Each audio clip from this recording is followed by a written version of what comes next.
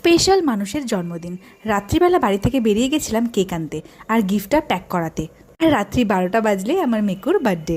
একটা ছোট্ট মোটো কেক নিয়ে এসেছিলাম আর তারপর আন্টিও এই কেকটা বানিয়েছিল।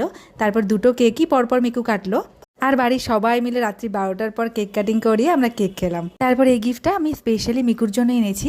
গিফটটা কয়েকদিন আগে অনলাইনে চলে এসেছিল, শুধু প্যাকিং করানো বাকি ছিল।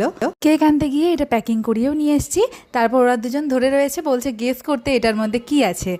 তারপর তো বেরিয়েই পড়লো। কিছুদিন আগে ওই টাইটানের ঘড়িটা পছন্দ করে রেখেছিল আর ওটাই নিয়ে নিয়েছি আর ওর বেশ ভালোও লেগেছে। আর পরের দিন বার্থডে স্পেশালে দুপুরবেলা ওর জন্য কিছু রান্নাবান্না করেছিলাম আর সম্পূর্ণটা নিরামিষ ছিল, কারণ সেদিন শনিবার ছিল। কারণ শনিবারে আমাদের বাড়িতে নিরামিষ রান্না হয়। আর বেশ কিছুদিন ধরে মিকুর শরীরটা ভীষণ খারাপ, ভীষণ জ্বর ছিল। বার্থডেটাও খুব একটা ভালোভাবে সেলিব্রেশন করতে পারিনি। আর রাত্রেবেলা ওকে করে দিয়েছিলাম লুচি, পায়েস আর কাবলি ছোলার ঘুগনি। ভিডিও ভালো লাগলে একটা লাইক করে পাশে থেকো।